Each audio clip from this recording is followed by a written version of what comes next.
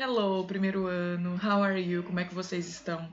Gente, hoje eu vim aqui para a gente fazer uma breve revisão sobre os capítulos 5, 6 e 7. Capítulos esses que vão estar na prova, certo? Eu mais uma vez separei a gramática, que eu sei que é a parte que vocês mais têm dificuldade, mas não se esqueçam que quando forem fazer a prova, vão ter tanto questões de gramática quanto questões de interpretação.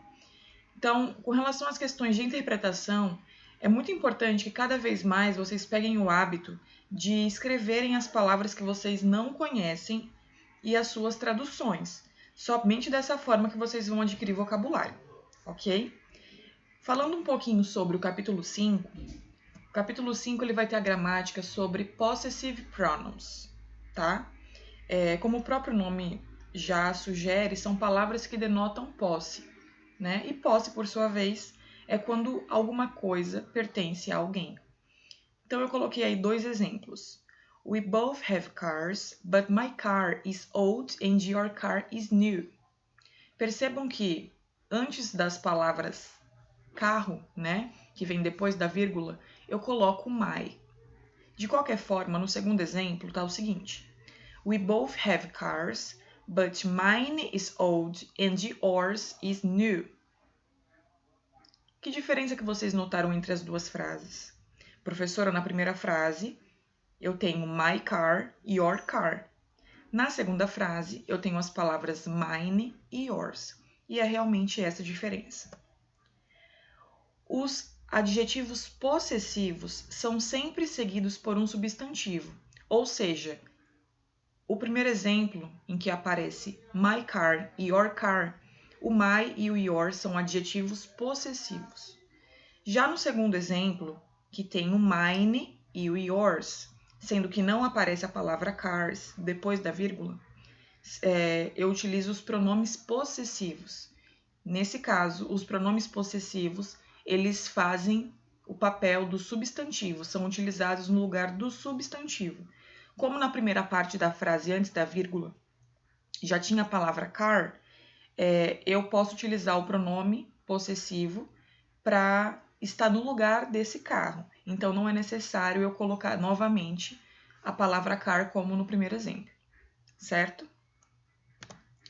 Eu peguei aqui uma questão da Unesp, que é um vestibular de São Paulo, que vai falar um pouquinho sobre um site com relação à luta do câncer de mama, tá? Para que vocês foquem logo no que é essencial, vocês percebem que a palavra your no fragmento 1 e a palavra there no fragmento 2 vai ser os pronomes que a gente vai estar prestando atenção. Na verdade, os adjetivos possessivos que a gente tem que focar nessa questão. Então, ele pergunta o seguinte, depois de ler o texto, né? Nos fragmentos acima, os adjetivos possessivos your e there refere-se respectivamente ao clique e a 40 anos ou mais, B, ao botão e a recomendar, C, ao leitor e às mulheres, D, ao leitor e a 40 anos ou mais, ou E, ao botão e às mulheres. A primeira parte fica bem simples porque já está um do lado do outro. Então, your click, né, o seu clique on the found free mammograms, e aí continua o texto. Então, a gente já consegue ter uma noção do que pode ser. E no segundo fragmento, in their 40s and older have mammograms. Então vamos lá. O gabarito dessa questão é o gabarito D de dado. Então, ao leitor, né? Your click se refere ao leitor e a 40 anos ou mais. Portanto, letra D de dado. Com relação ao capítulo 6, nós vimos sobre uma gramática que eu considero uma das mais importantes, se não a mais importante no inglês. Por quê? Porque ela é a gramática que mais vão ter várias modificações dependendo do modo que eu utilizo. Se for modo afirmativo, vai ser de um jeito, negativo de outro, interrogativo de outro. De qualquer forma, é muito importante que vocês se lembrem que o Simple Present vai falar sobre ações relacionadas ao cotidiano, tá? Ao dia a dia. E dependendo de como o verbo termine no modo afirmativo, o meu verbo vai ficar diferente. Por exemplo, como vocês podem ver aqui, terminação O, Z, SS, CH, SH e X. Eu acrescento no verbo ES.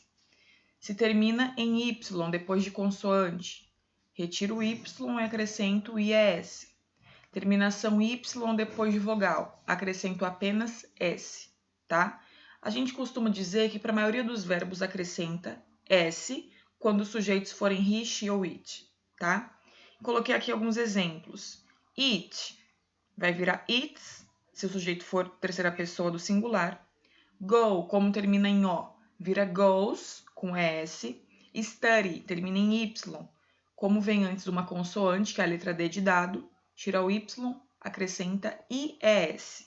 E play, como termina em Y, mas antes é uma vogal, acrescento apenas S.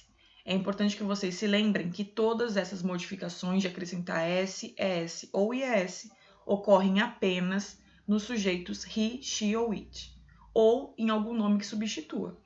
For example, Teacher Jéssica. Teacher Jéssica eu troco por she. Então, se eu quiser falar alguma ação, né, que a Teacher Jéssica realizou, eu vou precisar sim modificar o meu verbo acrescentando S, ES ou IES, certo? No modo negativo, vocês vão agora se basear no que a gente chama de verbo auxiliar, tá? Que pode ser o verbo auxiliar don't ou o verbo auxiliar doesn't. Doesn't para he, she ou it, don't para os demais sujeitos. Exemplo, I don't eat sugar. Eu não como açúcar. He, she, it doesn't eat sugar. Ele, ela e o it, que é para objeto animal, né? Não come açúcar, ok? Interrogativo, eu ainda me baseio também nos verbos auxiliares, mas o meu verbo auxiliar ele vem antes de tudo. Então, eu inicio a minha frase com do ou does. Exemplos. Do you watch movies? Você assiste filmes? Yes, I do. No, I don't. Does Anna watch movies? A Ana assiste filmes? Yes, she does, porque eu estou falando da Ana. No, she doesn't, porque eu também estou me referindo à Ana, só que numa resposta negativa, certo? Coloquei aí duas perguntinhas referente ao Simple Present. A primeira é do vestibular da Federal de Paraíba. We go to school on Sundays. Claro que para quem já tem mais facilidade, consegue traduzir, vai ficar mais fácil na hora de responder e encontrar o gabarito correto, né? Mas, por exemplo, nós estamos nos referindo a Simple Present, tá? Como é que eu sei que essa gramática vai ser do Simple Present? On Sundays quer dizer aos domingos. Então, aos domingos refere-se a um dia da semana. Portanto, faz parte de uma rotina, de um cotidiano. As letras A, B, C e D são... A, B e C são verbo to be, a D de dado é passado. Então, a única que vai me sobrar é a letra E, que é o verbo auxiliar don't, certo? É a forma negativa do verbo auxiliar, ok? Então, nós não vamos para a escola aos domingos. Segundo exercício. Como vocês podem ver, vocês vão ter 2 espaços para preencher. O que é importantíssimo que vocês percebam é qual é o sujeito desse exercício. Betty, né? Betty eu troco por she. De cara, eu já elimino a letra A letra D e a letra E. E aí é importante que vocês se lembram que quando vocês fazem pergunta, a regra do S, ela não existe. A regra de S, ES ou IS, ela existe apenas no modo afirmativo. Como aqui é uma pergunta no modo interrogativo, o único gabarito possível é a letra C, ok? E por último, no capítulo 7, nós vamos falar um pouquinho sobre interrogative pronouns, que são pronomes interrogativos, pronomes que eu utilizo em perguntas para quando eu quiser que a minha resposta não seja apenas yes or no, tá? Como vocês podem ver, tem vários pronomes interrogativos: who, where, when, why, how, what e which, tá? É importante que vocês saibam as traduções para que apliquem corretamente na prova e nos exercícios, ok? Então, vocês escrevam as traduções e estudem. Aqui é sobre um concurso de Teresina, tá?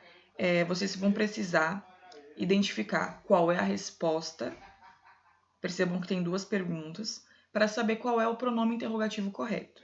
A primeira já fica bastante fácil, porque a minha resposta começa com because. Because é o nosso porquê junto, quando a gente vai dar a resposta de alguma coisa, né? Por algum motivo. Então tá lá o espaço. Did Jonathan go to New York? Because he went on a tour with his family. Certo? Se eu tô respondendo com porquê junto, vocês devem lembrar como que eu pergunto com porquê separado. E a segunda, by ship. Did they go by ship? Go é ir, né? By ship é de navio. Então, foi a forma que eles foram. Dessa forma, o meu gabarito vai ser a letra C. Why did Jonathan go to New York? How did they go? Como é que eles foram? Certo? Nossa aula de hoje vai ficando por aqui de revisão. Qualquer coisa me perguntem, ok? De qualquer forma, o assunto ele tá bem tranquilo. É só vocês estudarem. Bye, bye.